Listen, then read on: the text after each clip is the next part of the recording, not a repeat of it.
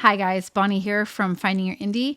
Today we are talking about algorithms for authors, and I don't really know what else to call it. I feel like I don't want to be like all clickbaity, but I do feel like a big, huge part of this discussion today is going to be about how authors are ruining algorithms. And it's going to be real blunt, okay? If you check out the video, Advertising Definitions by Authors, I'll link to it here. Part of it talks about the honesty behind advertising for authors, okay? I kind of get kind of blunt in there about it. And I believe that that's part of what is happening. Okay, let's talk a little bit about algorithms, okay? Algorithms, plural. So it's kind of like if you've ever played Legos, right? The red Lego and the yellow Lego go next to each other, but then the green Lego clicks them together. Then you've got another one, right? And they continue to build on each other. So you don't have an algorithm that does all of the things. You have an algorithm that does one thing, and it learns based on behaviors for that specific thing, okay? Then you have another algorithm that works alongside it, and it does something else, and it learns something else, okay? But they work together to make this algorithm learn. Does that make sense? Like, it's much more in depth than that. It's actually very complicated on how algorithms work together. But when people say, oh, it's not an algorithm, like you can't actually say it's algorithms. You can actually. Algorithms are just trained AI systems, if you will. Like, really, that's what they are. And the more we train them, the better they do. And algorithms have goals, like real tangible goals. And it's not your goal that they care about. It's the goal that they were trained to keep in mind. Okay. So let's pretend we have a basket full of algorithms and they all work together. Okay. They're all doing their things. We're going to call these the Amazon algorithms. All right. So yes, we're going to talk a little bit about the Amazon algorithms. Do I know what they all do? Absolutely not. Number one, not an engineer, like a software engineer, anything like that. I'm not. I simply understand the basic components of an algorithm, which is actually based off of the growth of a biophysiological organism, right? They have all of these different tools. Each thing does something different. Mitochondria does something different. You have all these, the nucleus does things different in a cell, and they all work together. Without one, the other ones will break. Do you understand? Okay, so in this basket full of algorithms for Amazon, and we're just going to be talking about product pages, okay? I'm not going to get into all the other things, but product pages, if one algorithm is getting updated or changed, it's going to adjust for all the rest of them, okay? It is what it is. And as you know, Facebook likes to change things all the time. Amazon likes to change things all the time.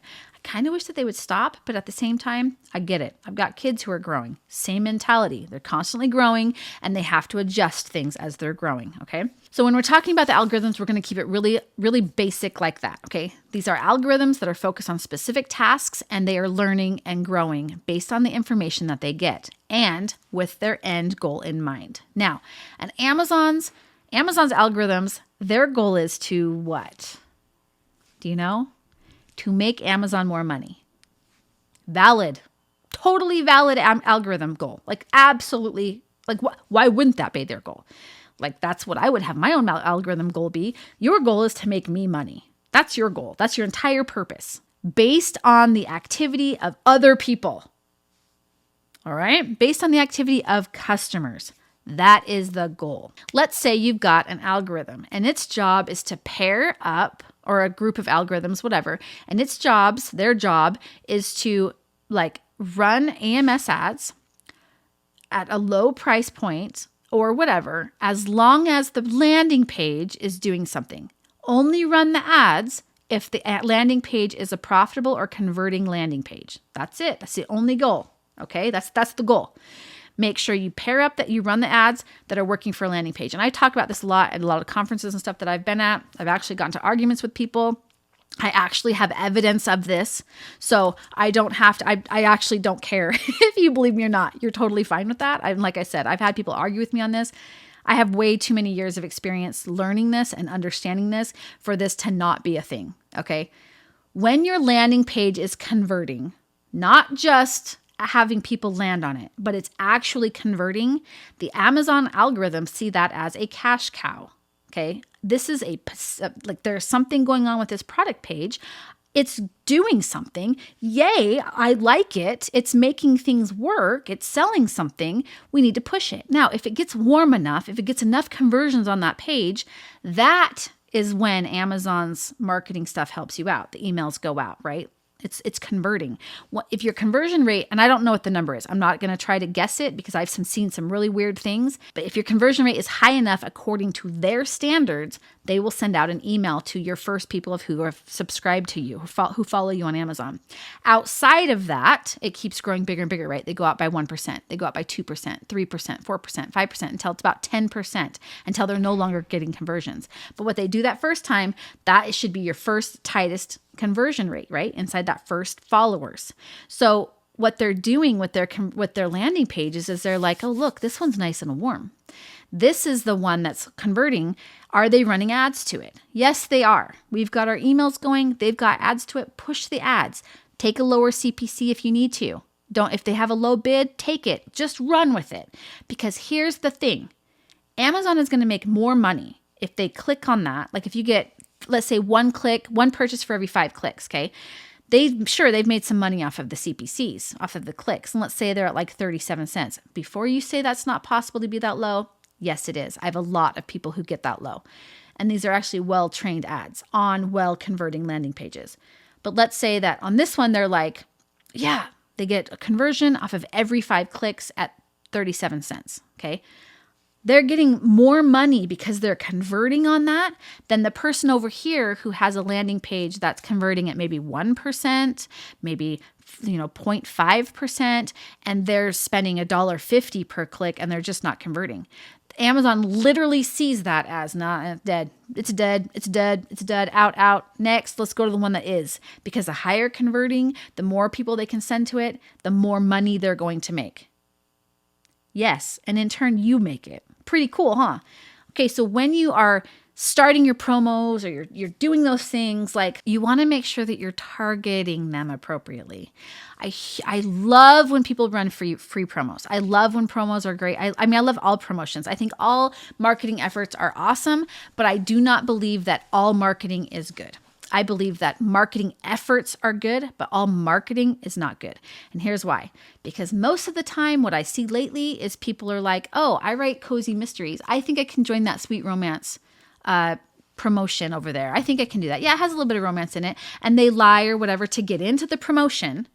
And then and then they're bringing their readers in who are like, I don't want any of these. These are all sweet romances. I read cozy mysteries. Or the sweet romances are looking and they're going, what is this cozy mystery doing in here? I don't want this. So they are ruining their algorithms when they could have been doing very well if they had found something that was targeted. Yes, I know, debatable. Oh, but if you just get people on the page, well, let's talk about how conversions work. So when someone lands on your page, that's one person. Let's say we have 100 people go to your page and they've all been sent there by unrestricted target marketing on on Facebook.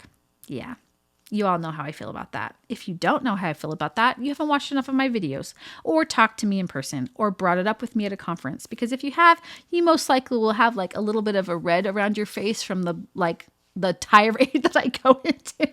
And I'm sorry about that. Anyways, I recommend that you don't just send 100 people where your conversion rate might be 1.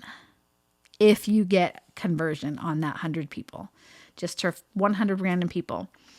However, that's how that would work. That would be 1% conversion rate. 100 people went to your landing page, 1 person downloaded it or bought it.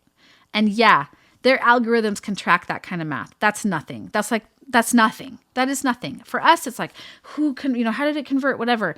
And you can use attribution links to help get an idea, but we'll go into later how I use attribution links with clients and how I don't believe that they have all the information, but I will tell you how to use them effectively so that you can actually learn about the trending. A lot of my clients talked me into using them. I was like, all right, fine. But we'll get into that in another one. So I use them. We utilize the data, but there's always with a grain of salt. Again, we'll get into that into a later video. I think what we need to understand before we can understand, so we have to understand the the conversion rates and the productivity of these landing pages. Okay.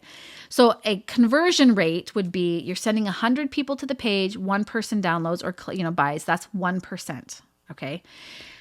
That is fine if you're getting that on your direct store. 1%, 2%, that is fine. It's actually training things. And when you go to a direct store, there's a lot of friction areas there. People aren't used to the platform. They're not quite sure, like they don't have their payments and stuff set up there. Like that's a whole different beast. I'm literally talking about Amazon, which most people are comfortable with. Most people have their payment structure set up. There should be very, very, very little friction here to buying a book if they actually want it or downloading a book if they want it. Okay, so all of those messy variables out of the way. 100 people get sent to Amazon, one person buys, that's 1% conversion rate. Now, send 10,000 people and, you're looking at what? Yeah, that's like 100 people. Like, yeah, I'll take 100 sales, but not at the cost of getting 10,000 because to get 10,000 people to your page, man, that'd be expensive, right? At like, even if you're getting a really good CPC on Facebook at like 7 to 12 cents a piece. Hold on. I'm going to totally pull up my calculator and do the math on that just so I'm not quoting it wrong. But at 12 cents a piece times 10,000, you're spending $1,200 to get 100. Let's do 100 times $299. You're looking at only having made $299. And that's not even taking out the fees and stuff. And that's like not even just being your 70% rate. So you're really not trading. You're kind of trading a lot of money for not very well targeted work. Now, let's say though you can send those same 100 people, not the ones who clicked, not the ones who bought, but the ones who clicked, just 100 people to the page, and you can get them there and you're actually getting 5 people out of every 100, 5%. Say you did something, just tweak your targeting, tweak your landing page, whatever, but you're getting 5% conversion. So we're going to do 10,000 people now, and you're going to be times 5, you're going to be figuring out what 5% of that is. That's 500 people times the $299. That just went up to $14.95. So you have actually made money in that regard. Does that make sense? So when you can increase your conversion rate on your page, that is when you actually can make yourself some money. Awesome. Yay, Bonnie, that's great. So how do you use the algorithms to do that? Well, you do things like sending targeted people. You send the correct people to your landing pages, and you have some kind of a great thing to do, like to send them to. Like for instance, you're running a KCD, Kindle Countdown deal, for those of you who don't know, and you're sending like a really great offer. Yeah, I've got this free book 1 in a series. It's free. That is a great offer. I know freebies are really hard right now, first in series free. Like they're hard to hit, but they still are a tried and true marketing tool. Like they're great. So you send them there and you're like, yeah, they're going to get 5 of them, 500 people downloaded out of 10,000. You lost money on book 1, but what's going to be the carry through for the rest of the series? Or they might come back to it at some point if you're marketing at a regular price and they're like, oh yeah, I already bought that book. I'm going to read it. I remember why I downloaded it. You can also just do it at a lower price, so you're still making money, which is huge, right? To a box set, again, the goal is to increase conversions so that your landing page is ideal and the algorithms work. Okay, now let's talk about how so we've got that figured out. You understand, increase your conversions on your page, dude. Like just do that. So now let's talk about how authors are messing crap up. Yes, they are. And I've talked about this before. When people are putting the wrong book inside of inside the wrong, like they're putting their book in the wrong category. Oh, yay, I got the orange bestseller list. Did ya? That was a cozy mystery and you got it in biographies. Like, am I the only one who sees a problem here? Okay, so let's say that you put the wrong book in there and people are looking at biographies. Okay. Like let's say it's a cozy mystery and they've put it into the biography category and people are looking for biographies. That's what they want to read. So they go to the biography, look, and they're, oh, this is number 1. Oh, I'm so excited. I'm going to get this book. Guess what? It's not a biography. It's a cozy mystery. Do you know how frustrating it is? You're going to get a return. They're going to read the blurb and they're going to be like, what? It is lowering your conversion rate. It is hurting you. more than it's helping you. So yeah, I get going for the orange tag. It's great. It's awesome. But it doesn't matter if the category is not applicable because it lowers your conversion rate, which, as we talked about before, hurts you in the long run for algorithm training. Guys, this isn't that hard to understand. The ultimate goal of the algorithm is to make Amazon money. The way that Amazon makes money is by higher converting pages. You get a converting page, the algorithms favor you. Does that make sense? I hope so, because we're moving on to the next section. Changes happen. Changes happen, okay? That's okay. Algorithms break. They do. Engineers change something on one algorithm and it breaks one 10 down the line. Like, this is okay. It's going to get fixed. Because you know what you have? You have your community in place. You have more spokes in your entire marketing and advertising wheel than just once, than having it all be based on the algorithms of Amazon or the algorithms and ads of Facebook or whatever you're doing. You have so many. So the algorithm breaks. So what?